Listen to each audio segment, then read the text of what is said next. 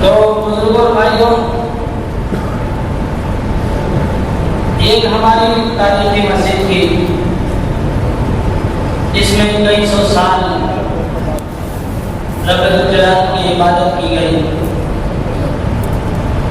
اور مسلم جماعتوں نے اور مسلم قائدین نے سب نے مل کر کے یکجٹ ہو کر اپنے اتحاد کے ساتھ اس مسجد کے لیے قانونی لڑائی لڑی ہے۔ کورٹ کے فیصلے کا انہوں نے انتظار کیا۔ ہندوستان کی عدالت عظمیٰ نے جو فیصلہ کیا ہے مسلمانوں نے، پورے ہندوستان کے مسلمانوں نے مانا بھی ہے، اس پر عمل بھی کیا ہے، لیکن یہ بھلائی جانے والی چیز نہیں ہے۔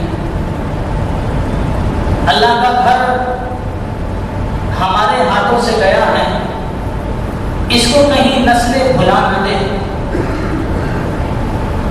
یاد رکھنا پڑے گا کہ ہاں اللہ کے گھر کو توڑ کر اس کو شہید کر کے ایک مندر تعمیر کیا گیا تھا، یہ ظلم تھا۔ اور آگے اپنے جتنے مقدس مقامات ہیں، اللہ کے گھر ہیں، ان کو بچانے کے لیے یا ہم نے اس کی مسجد کو بچانے کے لیے اپنی کیا ذمہ داری نبھائی، ہم نے کیا کیا، یہ پوری ملت اسلامیہ سے سوال ہے۔ کسی سے بھی پوچھا جائے کہ آپ نے اللہ کے گھر کو آباد رکھنے کے لیے اس مجمع میں نہیں، لاکھوں کے مجمع میں کھڑا کر کے پوچھا جائے، پوچھا جائے کہ آپ نے کیا کیا اس کے لیے، کسی کے پاس کوئی جواب نہیں۔ کیوں؟ کچھ قائدین تھے، کچھ تنظیمیں تھی جو لڑ رہی تھی کیس کو، بس کچھ پڑھے لکھوں نے یہاں تک کیا کہ اپنے غم و غصے کا اظہار اور اپنی مظلومیت کا اظہار سوشل میڈیا پر مضمون لکھ کر کے کر دیا، لیکن ہم نے کبھی اجتماعی طور پر رب ذوالجلال کے سامنے دست بدعا ہو کر کبھی نہیں کہا رب ذوالجلال ہم تیرے بارگاہ میں، تیرے حضور میں اپنی کمزوری کی، اپنے بے بسی کی اور اپنی عاجزی کی درخواست ڈالتے ہیں۔ وہ طاقتور قوم ہے، وہ اس وقت حکمراں ہیں، ہمارا مقابلہ ان سے نہیں ہے، ہم تو انصاف تیری ذات سے مانگتے ہیں۔ یقیناً انصاف ہوتا اگر مسلمان اللہ کے دروازے کو کھٹکھٹاتے ہیں، پہلے ہوا ہے، لیکن ہم مسلمان یہ تو آرزو کرتا ہے کہ ہمارے لیے ابابیل کے لشکر کیوں نہیں آتے، فرشتوں کی جماعتیں نازل کیوں نہیں ہوتی، کیسے نازل ہوگی، کیسے ابابیل کے لشکر آئیں گے؟ ہم نے تو اپنا یقین اتنا بھی نہیں بنایا ہے۔ یہ بات کہتے ہوئے آپ کو بھی سنتے ہوئے بوجھ محسوس ہوگا جتنا کہ ان کافروں کا یقین تھا جو مکہ کے رکھوالی تھے۔ ابراہا بادشاہ جس وقت اللہ کے گھر کو کعبۃ اللہ کو منہدم کرنے کے لیے آیا تھا اور اس عزم سے آیا تھا کہ اس کعبے کو میں نیست و نابود کر کے رکھ دوں گا، اس نے کلیسا اپنے یہاں بنا لیا تھا اور یہ کہا تھا کہ آج سے پوری دنیا کے لوگ یہاں پر اس کلیسا میں، اس گرجا گھر میں آیا کریں گے عبادت کرنے کے لیے، مکہ کو ختم کر دوں گا۔ تو مکہ کے لوگ اس شہر کو چھوڑ کر پہاڑیوں پر جا کر کے پناہ گزین ہو گئے تھے۔ انہوں نے یہ کہا تھا کہ رب ذوالجلال ہم تو اس ہاتھیوں والے لشکر سے، یعنی اس وقت کا جو سب سے بڑی طاقت والا لشکر تھا، یہ کہا ہم اس سے لڑنے کی طاقت نہیں رکھتے ہیں، ہم فساد پھیلانا نہیں چاہتے ہیں، ہم تیرے بندوں کا خون بہانا نہیں چاہتے ہیں، ہم تو تجھ سے انصاف کی امید لگائے بیٹھے ہیں، تجھ سے مدد کے طلبگار ہیں۔ اللہ کے رسول صلی اللہ علیہ وسلم کے دادا عبد المطلب نے کعبۃ اللہ کی کھمبی پکڑی کی اور وہیں کھڑے ہو گئے تھے، یہ یقین اور عزم تھا ان کا۔ کافر ہونے کے باوجود اللہ کے گھر کی کنڈی پکڑ کر کھڑے رہے اور یہ کہا کہ جس کا گھر ہے وہ جانے اس کی حفاظت کوئی کرے گا۔ عبد المطلب کے 200 اونٹ چرا کر کے لے گئے تھے اس کے لوگ ابراہا کے، جا کر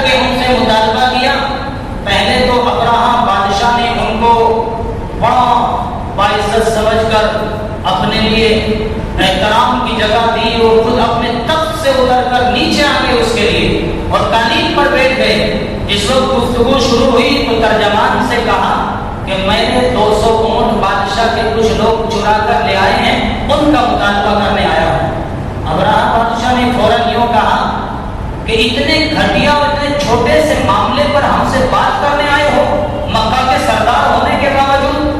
ہم تو یہ سمجھ رہے تھے کہ اپنے اس کعبے کے لیے آئے ہوں گے، کچھ درخواست کرنے، کچھ معافی مانگنے، ہمارے اس لشکر کو رکوانے کے لیے آئے ہوں گے جس کا عزم ہم کیے ہوئے ہیں اور پوری دنیا میں ہم نے شور مچا دیا ہے۔ تو اس وقت میں ایک جواب دیا تھا عبد المطلب نے، انا رب الابل اور رب الکعبہ کی اللہ، کہ میں تو اونٹوں کا مالک ہوں اور کعبے کا رب تو اللہ ہے، وہ اس کی حفاظت کرے گا۔ یعنی یہ یقین تھا اور اللہ کے گھر سے نہیں ہٹے، ان کو پتا تھا اللہ کے گھر تک کوئی چیز نہیں پہنچے گی کیونکہ اللہ اس کا محافظ ہے۔ میرے بھائیوں اور بزرگوں، اس گھر کی آبادی کے لیے 5 وقت پورے ہندوستان کی تمام تر مساجد سے آوازیں آتی ہیں، اللہ اکبر اللہ اکبر، اللہ کی کبریائی کی آواز آتی ہے، اللہ کی بڑائی کی آواز آتی ہے۔ وہ اللہ سب سے بڑا قادر مطلق ہے، وہ سب سے بڑا ہے، اس سے بڑی کوئی طاقت دنیا میں نہیں۔ کائنات کا خالق و مالک وہ ہے، دنیا کا نظام اس کے ہاتھ میں ہے، دنیا کے دلوں کا نظام اس کے ہاتھ میں ہے۔ ان القلب بید اللہ، ان القلب بین اصبع الرحمن یصرفها کیف یشاء، دل رحمان کی 2 انگلیوں کے درمیان ہے، کافر کا دل بھی اسی کی انگلیوں کے درمیان ہے، مسلمان کا دل بھی اسی کی انگلیوں کے درمیان ہے۔ وہ جب چاہتا ہے جس کو چاہتا ہے جدھر موڑ دیتا ہے، وہ جس کے دل کو چاہتا ہے سخت کر دیتا ہے، وہ جس کے دل کو چاہتا ہے نرم کر دیتا ہے۔ اللہ ہر 5 وقت میں اپنی کبریائی اور اپنی بڑائی کی بلند آوازیں کراتا ہے فضاؤں میں، اللہ اکبر اللہ اکبر۔ 5 وقت میں مؤذن کی صلاح ہمارے کانوں میں آتی ہے، کبھی نہیں سنتے ہیں ہم، کبھی احساس نہیں ہوتا، دلوں میں جذبہ نہیں جاگتا ہے کہ کس اللہ کی بڑائی بیان کی جا رہی ہے۔ ابھی چند دن پہلے ایک ویڈیو سوشل میڈیا پر، واٹس ایپ پر رائج ہو رہی تھی اور اس پر یوٹیوب پر بھی آ رہی تھی۔ ایک کافر آدمی تقریر کر رہا ہے اور وہ یوں کہہ رہا ہے کہ تم لوگوں نے تو اپنے اللہ سے اپنا تعلق ابھی 17 کے بعد ختم کر لیا ہے، ہمارے اوپر تو تم نے 800 سال حکومت کی، جب بھی ہمارا یقین ختم نہیں ہوا۔ کہا تم اللہ کے تم بھگوان کہتے ہیں، ایک ہی بات ہے۔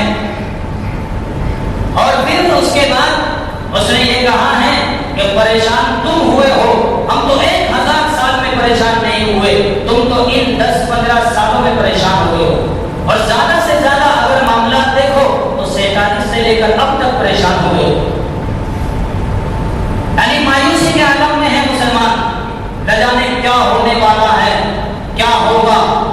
آج سے پہلے بہت زیادہ حالات خراب ہوئے ہیں، اس سے کہیں زیادہ سنگینیوں کا مسلمانوں کو سامنا کرنا پڑا ہے۔ لیکن میرے بھائیوں اور بزرگوں، یہ یاد رکھنا کہ اسلام دنیا میں مٹنے کے لیے نہیں آیا ہے، یہ ہمارا ایمان ہونا چاہیے اور یہ یقین ہونا چاہیے کہ موت کبھی وقت سے پہلے نہیں آتی ہے۔ ہم لوگ تو امن و شانتی کے علم بردار ہیں، دنیا میں امن کا پیغام لے کے آئے تھے، اس امن کے پیغام کو پہنچانے والے ہم ہیں۔ اس ہندوستان میں یاد رکھنا، نفرتیں زیادہ دن تک نہیں چلے گی، اس ہندوستان میں محبت کا پیغام پھیلے گا۔ اور کیسے پھیل سکتا ہے یہاں نفرتوں کا پیغام؟ جس ہندوستان کے بارے میں محسن انسانیت سرور کائنات محمد رسول اللہ صلی اللہ علیہ وسلم نے یوں فرمایا تھا کہ مجھے ہندوستان سے محبت کی بو آتی ہے۔ اس ہندوستان کی سرزمین سے اگر کوئی پودا اگے گا، وہ محبت کا پودا اگے گا، یا نفرت زیادہ دن تک نہیں ٹکے گی۔ انشاءاللہ العزیز یہاں پھر سے بھائی چارہ ہندو مسلم قائم ہوگا، پھر سے ہندوستان میں محبتوں کا بازار گرم ہوگا اور یہ نفرتیں ختم ہوگی۔ احساس کمتری کا شکار نہ ہوئیے، اپنے اللہ سے اپنا تعلق جوڑنے کی ضرورت ہے، اپنے اللہ سے اپنے معاملات کو درست کرنے کی ضرورت ہے۔ اللہ سے مایوسی کسی بھی درجے میں جائز نہیں ہے۔ لا تقنطوا من رحمت اللہ ولا تيأسوا من روح انہ لا ییأس من روح الکافرین، کہ اللہ سے تو اپنی مایوسی کا اظہار اور اپنے تعلقی کا اظہار سے کافر لوگ کر سکتے ہیں۔ اللہ کی رحمت سے مایوس صرف کافر ہو سکتا ہے، مسلمان کبھی رحمت سے مایوس نہیں ہوتا ہے۔ تو میرے بھائیوں اور بزرگوں، ہمارے لیے اس وقت تمام کی تمام مسجدیں بابری مسجد کی طرح چیخ چیخ کر کے آواز دیتی ہیں، ہمیں پکارتی ہیں اللہ اکبر اللہ اکبر، پانچوں وقت آواز آتی ہے، لیکن کبھی ہمارے کانوں پر جو نہیں رہتی ہیں۔ چند لوگ ہیں گنے چنے نمازی جو نمازوں میں آتے ہیں، فجر کی نماز میں دیکھو مشکل سے 40-50 نمازی ہوتے ہیں۔ یہ مجمع جو اتنا بیٹھا ہوا ہے، کئی ہزار لوگ ہو جائیں گے ابھی، یہ فجر کی نماز میں کہاں جاتے ہیں؟ جس وقت اللہ کی پکار آتی ہے الصلاۃ خیر من النوم، الصلاۃ خیر من النوم، اے لوگو نماز تمہاری نیند سے بہتر ہے، نماز تمہارے سونے سے بہتر ہے۔ کبھی نہیں سنتے ہیں آذان کی آوازیں، اگر سنتے بھی ہیں تو وہیں اسی مدہوشی کے عالم میں بستروں پر کروٹیں بدل کر پھر سو جاتے ہیں، اور ہماری صبح ہوتی ہے 8 بجے 9 بجے 10 بجے اور 11 بجے، یعنی اتنی لمبی رات ہوتی ہے۔ ہم نے اللہ کے نظام کو توڑ کر، اللہ نے کہا تھا کہ وَجَعَلَ اللَّيْلَ لِبَاسًا وَجَعَلْنَا النَّهَارَ مَعَاشًا، ہم نے رات تمہارے آرام کے لیے بنائی، دن تمہارے کمائی کے لیے، تمہاری روزی تلاش کرنے کے لیے بنایا ہے۔ ہم نے دن میں سونا شروع کر دیا ہے، رات میں روزیاں تلاش کرتے ہیں، اللہ کے نظام سے ٹکرا رہے ہیں، کبھی کامیابی نہیں آئے گی۔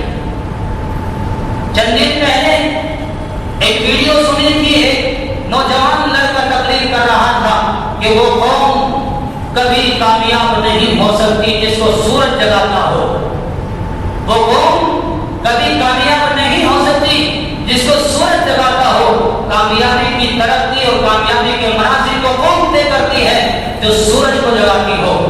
لیکن یہ اس کا جملہ تھا، میرے بھائیو، اسلام کا جملہ نہیں ہے۔ بہت سارے لوگ اس سے متاثر ہو جاتے ہیں، کیوں؟ ہم کو تو سورج نے بھی جگانا بند کر دیا۔ مسلمان قوم وہ تھی جو صبح صادق کو جگایا کرتی تھی، صبح صادق سے پہلے اٹھا کرتی تھی، فجر کی اذان سے پہلے وہ لوگ اٹھ کر کے اپنے اللہ کی عبادت میں لگ جایا کرتے تھے، اور صبح کی نماز تک وہ ذکر اللہ میں مشغول رہتے تھے۔ تہجد کی نماز پڑھی، قرآن کی تلاوت کی، ذکر کیا، اور پھر فجر کی نماز پڑھی اور اپنے کاموں کے لیے نکل گئے۔ یہ مسلمانوں کا حال تھا، لیکن پھر زمانے نے کروٹ بدلی، مسلمانوں نے تہجد کو چھوڑ دیا، اس صبح کی آہوزاری کو چھوڑ دیا۔ وہ صبح کا اللہ کے سامنے رونا چھوٹ گیا اس قوم سے، اور پھر کچھ شاعروں نے اس وقت کا رونا رویا ہے۔ عطار ہو، رومی ہو، راضی ہو، غزالی ہو، کچھ ہاتھ نہیں آتا، بے آہ سحر کا ہی، یعنی یوں کہتے رہے شعراء بھی، علماء بھی، اے لوگوں بغیر اللہ کے سامنے تہجد میں روئے کچھ نہیں ملے گا، آپ کو کوئی کامیابی نہیں ملے گی، کوئی دعائیں تمہاری قبول نہیں ہوگی، زندگیوں میں برکت نہیں آئے گی۔ اور اس کے بعد ایک وقت آیا کہ فجر کی اذان کے بعد بھی مسلمانوں نے اٹھنا بند کر دیا۔ پھر ایک وقت آیا بھی 10-15 سال پہلے، ہم نے اپنی آنکھوں سے دیکھا اور کانوں سے مشاہدہ کیا، سنا کہ مسلمان قوم کو صبح پرندے جگایا کرتے تھے۔ پہلے تو پرندوں کو جگایا انہوں نے، کچھ پرندے جگاتے تھے صبح فجر کی نماز کے وقت میں، پرندوں کی چہچہاہٹ کی آوازیں آتی تھی، اپنی اپنی بولیاں بولتے تھے وہ لوگ، کہتے تھے فجر کی نماز کا وقت ہو گیا۔ اب شہروں میں تو پرندوں کی آوازیں نہیں آتی، لیکن گاؤں میں اب بھی آتی ہے۔ جو لوگ دیہاتوں میں رہ کر کے آئے ہیں، یہ کبھی جانے کا اتفاق ہوا ہے، ان سے معلوم کر کے دیکھو، آج بھی پرندے فجر کی نماز سے پہلے اپنی اپنی زبانوں میں اپنے اللہ کی تسبیح میں لگ جاتے ہیں، ہوائیں اللہ کے ذکر میں لگ جاتی ہیں، پرندے اللہ کی عبادت میں لگ جاتے ہیں۔ اور اللہ رب ذوالجلال نے قرآن کریم میں خود ارشاد فرمایا ہے وَإِن مِّن شَيْءٍ إِلَّا يُسَبِّحُ بِحَمْدِهِ وَلَٰكِن لَّا تَفْقَهُونَ تَسْبِيحَهُمْ۔ اے لوگوں، کائنات کا ہر ذرہ، کائنات کی ہر چیز، اللہ کی ہر مخلوق، پرندے ہوں چرندے ہوں، ہر مخلوق اللہ کی تسبیح بیان کرتی ہے، اس کی بڑائی بیان کرتی ہے، اس کی عبادت میں لگ جاتی ہے۔ اور صبح فجر کی نماز سے پہلے جو ہماری نماز مسلمانوں کو ان فرشتوں نے بھی جگانا بند کر دیا۔ پھر کچھ دن کا زمانہ وہ گزرا کہ مسلمانوں نے سورج کو جگایا، سورج سے پہلے بیدار ہوئے، فجر کی نماز ان کو ہاتھ آ گئی۔ اب وقت یہ ہے کہ سورج ان کو جگانے لگا اور اب سورج نے بھی جگانا بند کر دیا۔ پہلے یہ ہوتا تھا لوگ مکانوں کی چھت پر سویا کرتے تھے یا باہر صحن میں سوتے تھے، تو فجر کی نماز میں اگر کبھی آنکھ نہ کھلی ہوئی اتفاق سورج کی روشنی پڑتی تھی، تپش پڑتی تھی، فوراً آنکھیں کھل جایا کرتی تھی، تو لوگ کہتے تھے سورج نے جگایا ہے۔ لیکن اب تو کمروں کے اندر سورج کی روشنی کبھی پر نہیں مارتی ہے، سورج بھی نہیں جگاتا ہے۔ ہماری راتیں اتنی لمبی ہوتی ہیں کہ کبھی 12 بجے تک اور کبھی 1 بجے تک، اور رمضان کے مہینوں میں بہت سارے لوگوں کی زبانیں خود سنا ہے کہ میں تو عصر کے وقت میں اٹھا، صبح کا سویا ہوا عصر کے وقت میں اٹھا ہے۔ یہ ہمارا حال ہے۔ ہمیں فجر کے وقت میں پکارا جا رہا تھا، آ جاؤ اس مسجد کے لیے اپنی نیند کو چھوڑ کر، اپنے آرام کو چھوڑ کر اللہ کے اس گھر کو آباد کرو جو تمہیں پکار رہا ہے۔ جس طرح تمہارا پیٹ روٹی کھانے سے بھرتا ہے اور دوسری اشیاء کھانے سے بھرتا ہے، خدا کی قسم اللہ کے گھر کا پیٹ نمازیوں سے بھرتا ہے، عبادتوں سے بھرتا ہے۔ مسجدیں مرثیہ خواہ ہیں کہ نمازی نہ رہے۔ علامہ اقبال نے مسجدوں پر رونا 40 سال بلکہ 60 سال پہلے رویا تھا اور امت کے سامنے کہتے چلے گئے مسجدیں مرثیہ پڑھ رہی ہیں۔ جس طرح کسی کے مرنے کے بعد، کسی بزرگ کے مرنے کے بعد ان کا مرثیہ پڑھا جاتا ہے ان کے حسرت و افسوس میں، اس طرح آج مسجدیں پڑھتی ہیں مرثیہ اپنے نمازیوں کے افسوس میں۔ کہاں ہے وہ نمازی، وہ صاحب اوصاف قوم حجازی نہ رہے؟ پکارا جا رہا ہے حی علی الصلاۃ، حی علی الفلاح، آؤ نماز کے لیے، آؤ اپنی کامیابی کی طرف۔ لیکن ہمیں اپنی کامیابی نظر تو کہیں اور آتی ہے، اپنی بزنسوں میں آتی ہے، نوجوان طبقے کو اپنے موبائل میں نظر آتی ہے، ہم انٹرنیٹ کی دنیا میں دھن ہے وہ اس میں نظر آتی ہے، کچھ گیم میں لگے ہوئے اس میں نظر آتی ہے، کچھ کیرم بورڈ میں لگے ہوئے اس میں اپنی کامیابی دکھائی دے رہی ہے۔ اس کو یہ ہوش نہیں ہے کہ تیری زندگی کہاں جا رہی ہے، کہاں تجھے جانا ہے۔ اللہ رب الجلال کہتا ہے افحسبتم انما خلقناکم عبثا، اے لوگوں تمہیں بیکار نہیں پیدا کیا گیا ہے، یہاں دنیا میں کھانے پینے کے لیے نہیں آئے ہو کہ زندگی گزارو اور چلے جاؤ، بلکہ اللہ کے سامنے ان لمحات کا حساب دینا ہوگا۔ یہ جو اوقات کو تم ضائع کر رہے ہو، اگر حسن نیت کے ساتھ روزی کماؤ گے بغیر نمازوں کے اوقات کے، وہ تمہارا عبادت میں لکھا جائے گا۔ اپنے بچوں کے لیے روزی کمانا عین عبادت ہے، لیکن نماز کو چھوڑ کر اگر روزی کما رہے ہو اس روزی کو بھی تم ناجائز کرتے ہو۔ میرے بھائیوں اور بزرگوں، ہمیں چاہیے تھا کہ اللہ سے اپنا تعلق قائم کریں اور پھر اللہ سے دو لگاتے، اللہ کے گھر کو گھر کی آبادی کی دعائیں کرتے۔ رب الجلال یقیناً سنتا، کیونکہ قرآن میں اللہ خود پکار رہا ہے فَادْعُونِي أَسْتَجِبْ لَكُمْ، اور اللہ دنیا کو حکم دے رہا وَأَمَّا السَّائِلَ فَلَا تَنْهَرْ، اے لوگوں اپنی ذات سے سوال کرنے والوں کو ڈانٹو نہیں، بلکہ جو تم سے سوال کرے ان کو عطا کر دو۔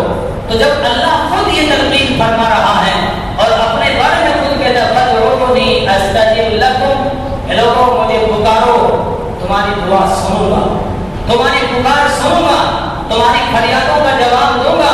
بلکہ اللہ کا کوئی بندہ جس وقت نماز کے اندر اخلاص کے ساتھ کھڑا ہو کر کے یوں کہتا ہے الحمدللہ رب العالمین، تمام تعریف اس اللہ کے لیے ہے جو سارے جہانوں کا پالنہار ہے، تو اللہ رب الجلال اپنے بندے کی اس کا بھی جواب دیتا ہے حمدنی عبدی، میرے بندے نے میری تعریف کی ہے، میرے بندے نے میری تعریف کی۔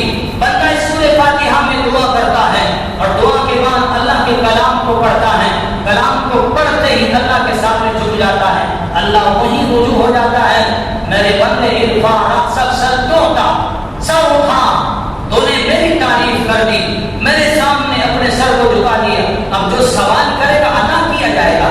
اس احساس کے ساتھ اللہ سے مانگ کے تو دیکھو، اس احساس کے ساتھ اللہ کے سامنے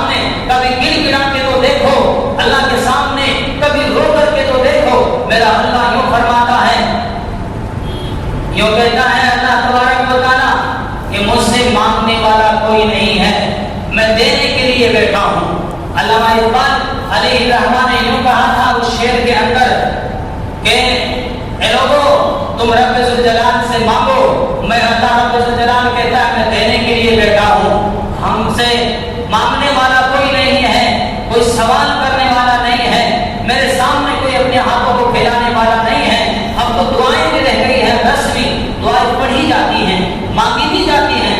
یوں کہتے ہیں ہر آدمی کے رٹے رٹائے الفاظ، اے اللہ گناہوں کو معاف کر دے، بیماریوں کو دور کر دے، بیماروں کو شفا دے دے۔ چند گنے چنے جملے ہیں جو انسان انگلیوں پر گن سکتا ہے، جو اپنی دعاؤں میں مانگے جاتے ہیں، بس وہ زبان پر رٹے ہوئے ہیں، ان کو پڑھتا ہے چلا جاتا ہے۔ دعا اس کا نام نہیں ہے، عبادت اس کا نام نہیں ہے، دعا دل کی فریاد کا نام ہے۔ از دل خیزت بر دل ریزت، علامہ اقبال نے کہا تھا دل سے جو بات نکلتی ہے اثر رکھتی ہے، پر نہیں طاقت پرواز مگر رکھتی ہے کہ دل سے کبھی کوئی آواز نکال کے دیکھو، کسی کے لیے دعائیں کر کے دیکھو، محبتوں کی کلمات اپنے دل سے ادا کر کے دیکھو، وہ اللہ کے یہاں قبول ہوئے رکھے ہیں۔ اللہ زبان نے دوسرا جملہ یوں کہا تھا، ہم تو مائل و کرم ہیں، کوئی سائل ہی نہیں، راہ دکھائیں کسے، کوئی رہنما منزل ہی نہیں۔ یعنی رب ذوالجلال یوں کہہ رہا ہے ہم تو دینے کے لیے بیٹھے ہوئے ہیں۔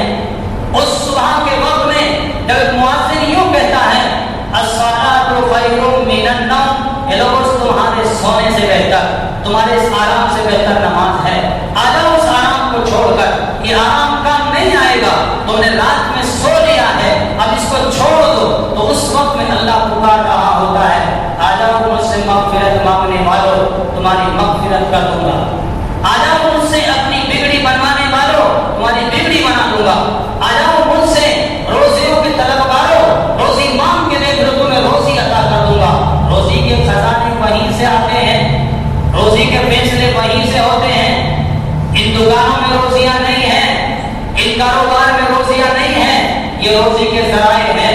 کھیتوں میں روزیاں نہیں ہیں، یہ روزی کے ذرائع ہیں۔ اللہ قرآن میں بار بار ارشاد فرماتا ہے افتحرسونہ افانتم تحرسون افتزرعونہ ام نحن الزارعون، کہ کیا تم کھیتیاں کرتے ہو یا کھیتیاں میں کرتا ہوں، تم لوگ ذریعہ ہو۔ ثم شققنا الارض شقا فانبتنا فیہا حبا وعنبا وقضبا وزیتونا ونخلا۔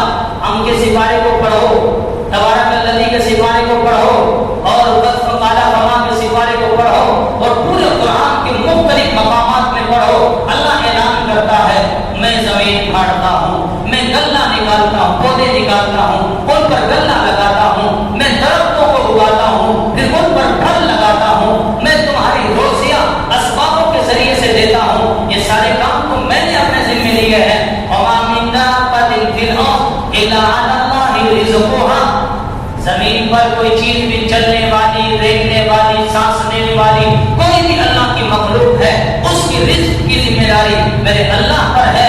اللہ عطا کرتا ہے، ان اللہ هو الرزاق ذو القوۃ المتین، رب ذوالجلال کو رزق دینے والا اور بڑی زبردست طاقت والا ہے، ان سے روزی رساں مالک ہے کہ جو سمندروں کی گہرائیوں میں، پہاڑوں کے اندر، پتھروں کے نیچے رہنے والی مخلوق کو بھی روزی پہنچاتا ہے، جو کافروں کو روزی دیتا ہے، نافرمانوں کو روزی دیتا ہے، اللہ اپنے باغیوں کو روزی دیتا ہے۔ ایمان والوں سے کہتا ہے مجھ سے مایوس ہونے کی ضرورت نہیں ہے، اپنا تعلق مجھ سے سدھار دو، میں تم سے اپنا تعلق سدھار دوں گا۔ میرے بھائی اور بزرگوں، ضرورت کسی چیز کی ہے انشاءاللہ العزیز اللہ کی طرف سے انصاف آئے گا۔ بنیاد آج بھی رکھی گئی ہے، رام مندر کی کئی بار رکھی جا چکی ہے، یہ خاص طبقے کو گمراہ کرنے کی کوشش کی جا رہی ہے۔ تمہیں اللہ کی طرف سے مایوس ہونے کی ضرورت نہیں ہے، اللہ سے رو، اللہ سے انصاف مانگو، اور جہاں تک ہو سکے دعاؤں کے ذریعے سے اپنی تقریروں کو درست کرو۔ انشاءاللہ العزیز اللہ کی طرف سے مدد کے فیصلے آئیں گے، اللہ کی طرف سب کچھ حالات درست ہوں گے، کسی طرح مایوسی کا شکار نہ ہو، لیکن اپنے عزم کے ساتھ جیو، اپنے حوصلوں کے ساتھ جیو، اپنی ہمتوں کے ساتھ جیو۔ سفر کرنے میں کبھی ڈر کر بزدلی کے ساتھ سفر نہ کرو، حالات کو اپنے لیے سازگار مانو۔ اب بھی دنیا کے مقابلے میں ہمارے ہندوستان کے حالات بہت سازگار ہیں،